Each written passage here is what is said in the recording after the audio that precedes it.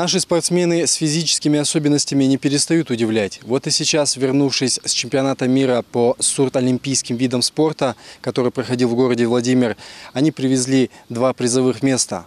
О своей победе они не могут прокричать чисто физически, но и так понятно, что эти медали в борьбе вырваны зубами.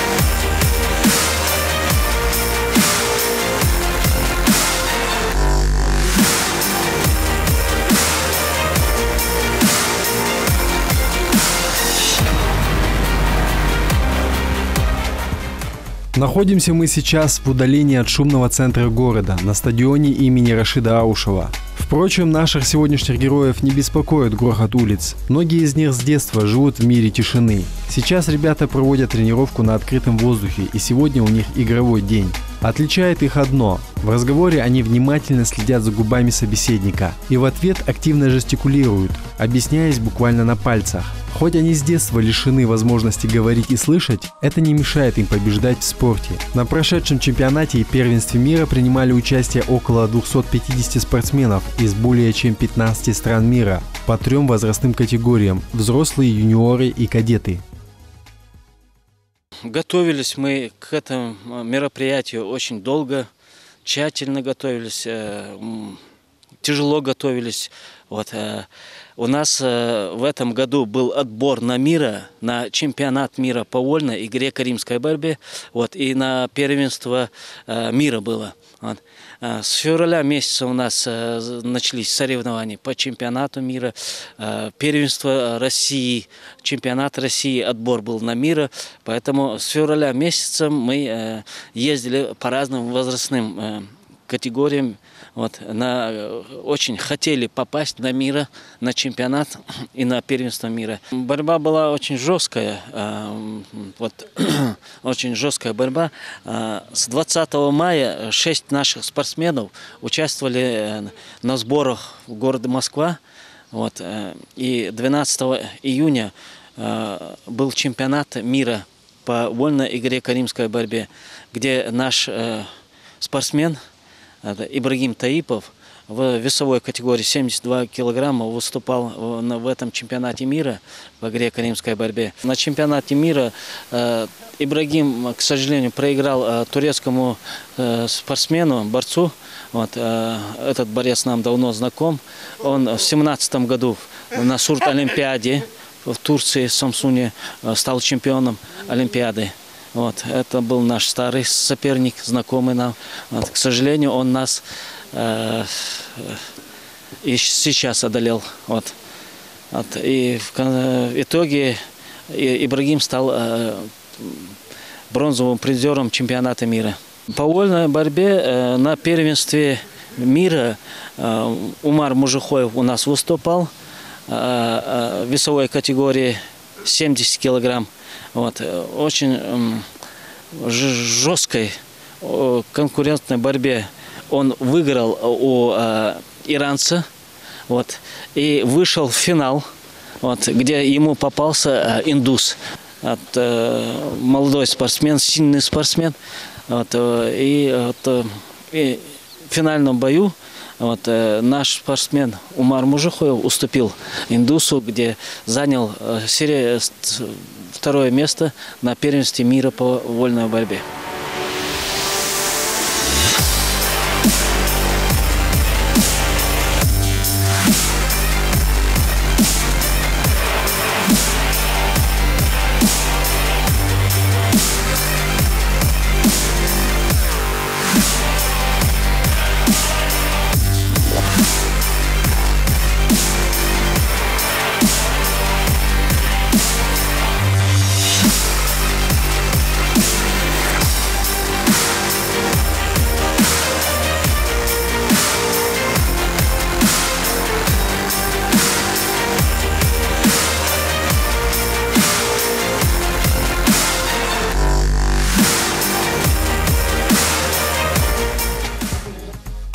После разминки юные спортсмены перешли к отработке технических действий стойки, время от времени поглядывая на тренера.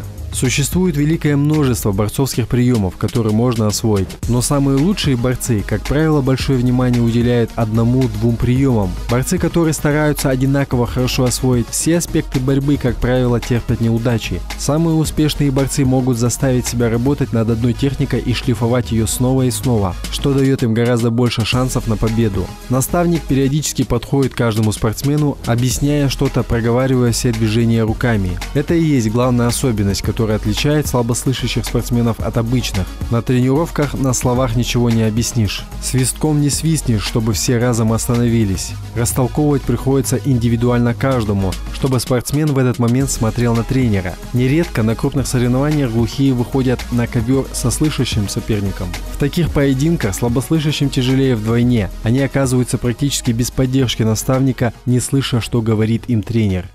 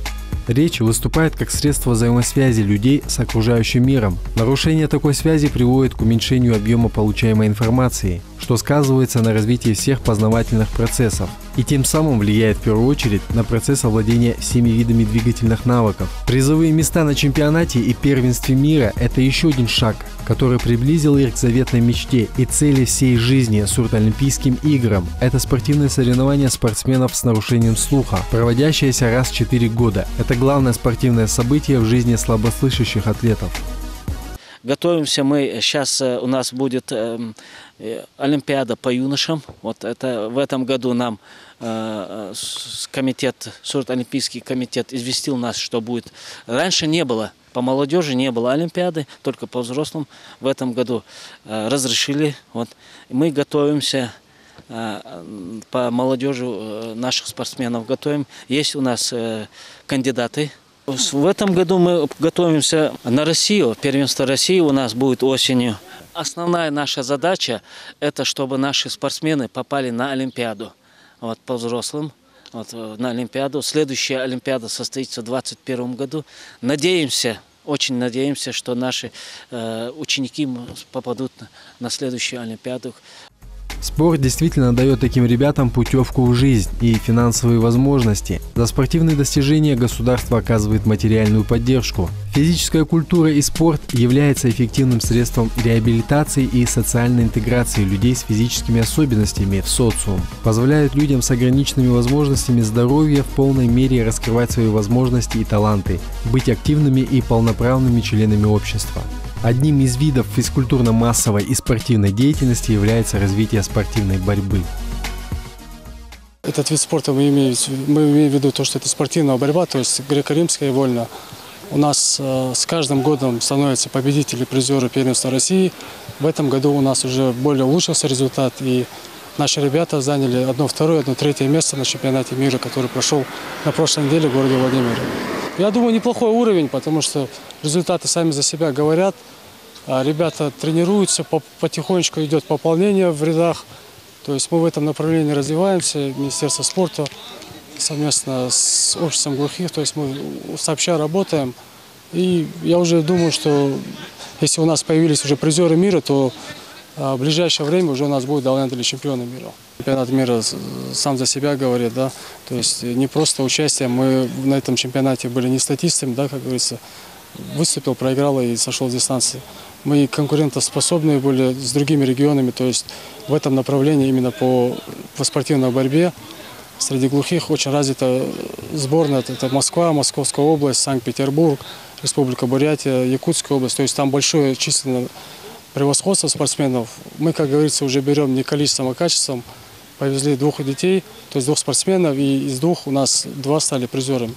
Это уже говорит о том, что потихоньку мы идем в правильном направлении, то есть у нас результат повышается, и мы можем уже конкурировать с теми ведущими регионами. И в 2020 году этот вид спорта является сурдоолимпийским, то есть есть к чему стремиться, помимо чемпионата мира, они могут выступать и на сурдоолимпийских играх. То есть для этой категории людей это Олимпийские игры. Мы всячески, Министерство спорта Республики Ингушетия помогает данным спортсменам. На чемпионате, на первенстве России я уверен, что ребята будут выступать, потому что у нас есть и прошлогодние победители, и призеры первенства России. Состав не меняется, практически те же ребята будут выступать и в этом году на первенстве России. Главный тренер сборной команды страны заинтересован в наших ребятах, то есть он за ними следит. И я думаю, на никаких препятствий нету. Самое главное, все зависит от нас, от наших спортсменов. То есть это трудолюбие, целеустремленность, правильный учебно-тренировочный процесс. Тем более с ними работают это братья Нальгиевы, Тагир и Тимур, профессионалы в своем деле. И я думаю, все у нас получится.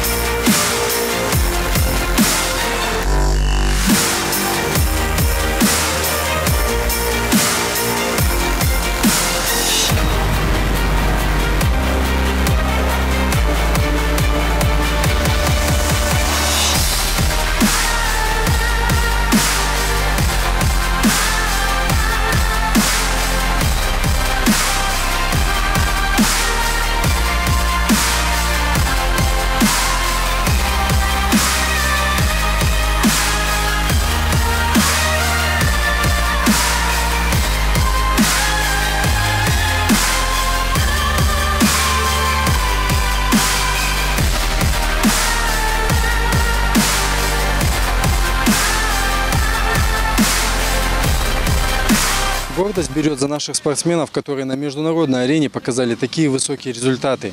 Ребята доказали, что Ингушетия – это республика спортсменов, республика людей, которые могут преодолеть любые трудности. Оба титулованных борца выступили блестяще, проявив свое высочайшее мастерство и недюжие упорство. Нашему перспективному борцу греко-римского стиля Ибрагиму Таипову, выступавшему в весе до 70 кг, на сей раз пришлось непросто. Пройдя групповой отбор, 4 схватки, в одной из которых был повержен сурдоолимпийский чемпион из Владимира, в полуфинале с минимальным счетом 4-2 уступил более опытному и именитому сопернику, и тем самым был вынужден бороться уже за 3-е место. Для него эти соревнования были особенно важными. Ибрагим считается одним из самых перспективных ингушских борцов среди слабослышащих, достоин уважения.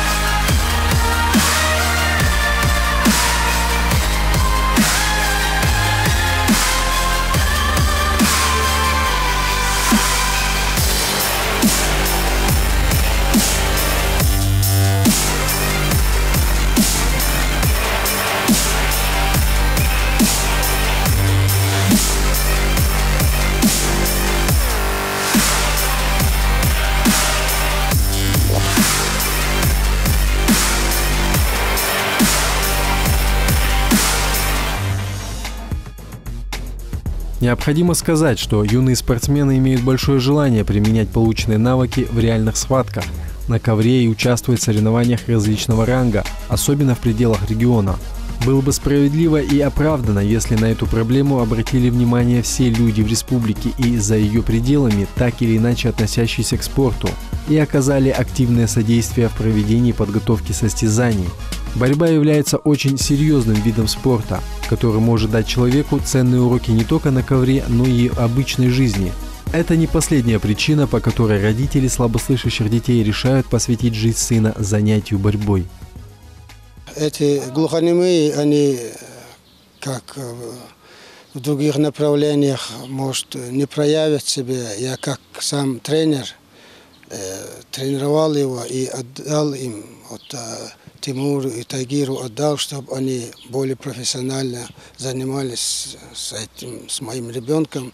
И алхамдулиллах, по воле Всевышнего он достиг этого результата. Я очень доволен. Это наша общая работа, и я рад, что они трудились, работали над ним, и он достиг этого результата. В любом случае, любой человек должен заниматься спортом. Спорт – это везде, это жизнь, это здоровье, это подвижность. Спорт дает все, и здоровье дает, и все дает, и здравую мысль дает. Я сам, как тренер, я сам даже настаиваю со всех, кого я знаю, встречаю, отдайте в спорт. Он будет и в имане, и все у него хорошо будет. И здоровье будет, и как вести себя среди людей будут знать. А тем более это неслышащие, они более ограничены в некоторых вещах. Поэтому они в спорте продвигаются, они достигают то, что им Всевышний дает, результаты показывает. Я очень доволен. И всем говорю, чтобы они занимались спортом. Спорт – это жизнь. Какой из видов спорта подойдет вашему ребенку, во многом зависит от его желания и ваших возможностей. Но если вы твердо решили, что борьба – это ваш вариант номер один, то двери секции вольной и греко-римской борьбы для вас открыты. В нашу команду может прийти любой, кто желает. Это главное, что у него должно быть. Это розовый бланк, справка инвалидности, что он инвалид именно по слуху. И ему должно быть 9 лет. Потому что года 2 мы чисто с ним занимаемся физикой. Мы готовы принять любого желающего и подготовить его на высшем уровне. Наша сборная всегда удачно выступала на сурдолимпиадах, но такого результата еще не было. Впрочем, гордясь своими международными достижениями, ребята готовятся к новым победам. Кому-то из них ехать на соревнования уже в ближайшее время.